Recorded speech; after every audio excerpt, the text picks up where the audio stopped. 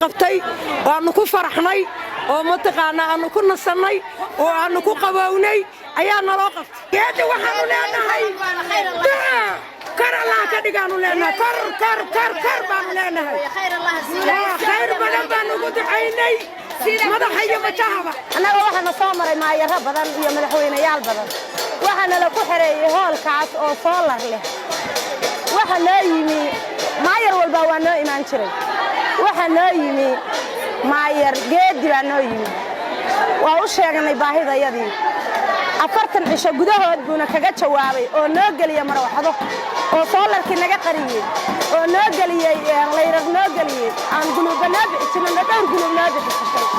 wuxuu kala noo sameeyay safiitadii boorkii iyo wixii solarkii iyo haskii nagu soo daadan jiray oo aan ku xaniisan jirnay wuxuu noo galiyay safiito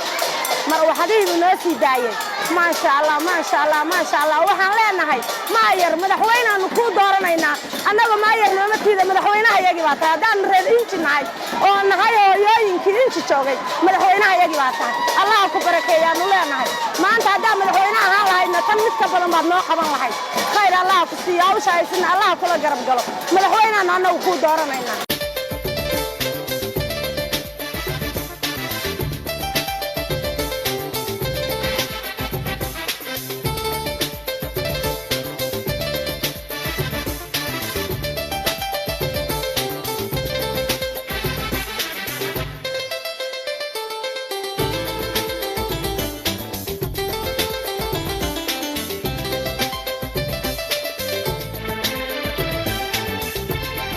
magacaygu waa Caasha Saalax Maxamed waxaan ahay gambool maamulihiisa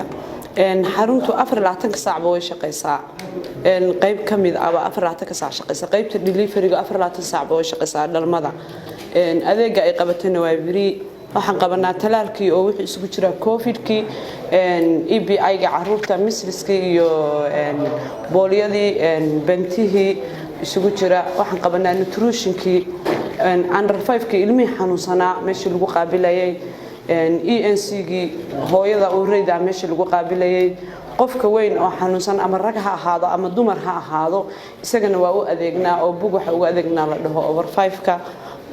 farmasigii xaruntu way shaqeysaa qaybtan gelinka hore shaqeysaa 1 saac oo subaxnimo ilaa iyo 1 duhurnimo bay shaqeysaa qaybta kale ayadoo 24 saac way shaqeysaa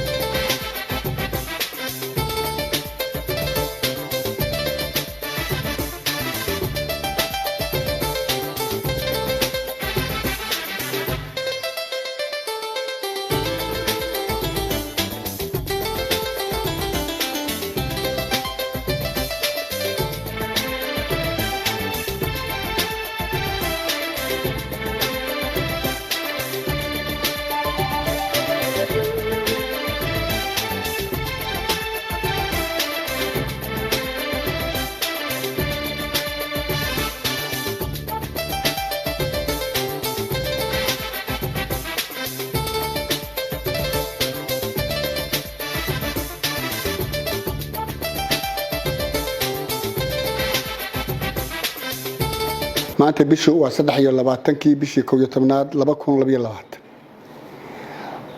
maalintu waa maalin arbaca saakay waxaanu sameeynay kormeer aanu ku sameynaynay meelo kala duwan anaga oo team u hogaaminayay duqa caasimadda agaasimayaal agaasimka arrimaha bulshada kusimaha agaasimka waaxda dhulka iyo hawlaha guud injineerada degmada madaxna qaybaha nadaafada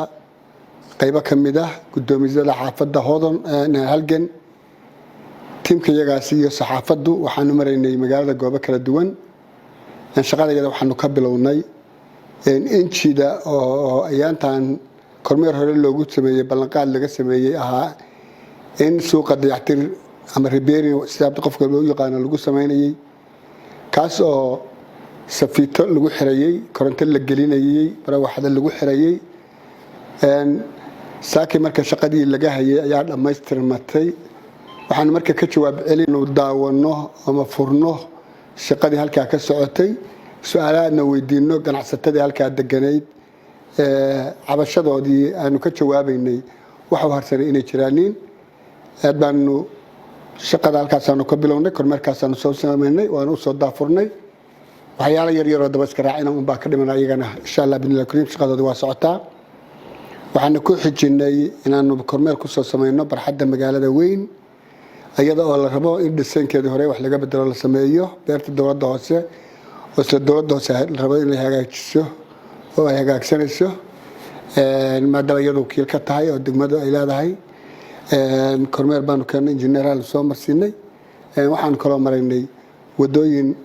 xirnaa iyo kuwa furaa iyo kuwa la xirtay qaybo ka mid ah kambaniyada shirkada deganaayeen insha allah kormeerkaygu wuxuu ku saabsanaa inaan u kuurgalno shaqooyinka noocadaas meelaha ka socday iyo shaqooyinka halkaa ka taagan waxqabadka u baahan tiimka iyagaas hogaaminaya maayirkan ujeedada safarka iyaguna kaas buu ahaa waxaanuna ka kormeer ku sameynaynay hawl maalmeedkayga waajibaadka noogu saaraa shacabka degan caasimadda ku nool saasaanu marka kormeerka kusoo samaynay isaguna si guul ah oo qurux badan buu noogu dhammaaday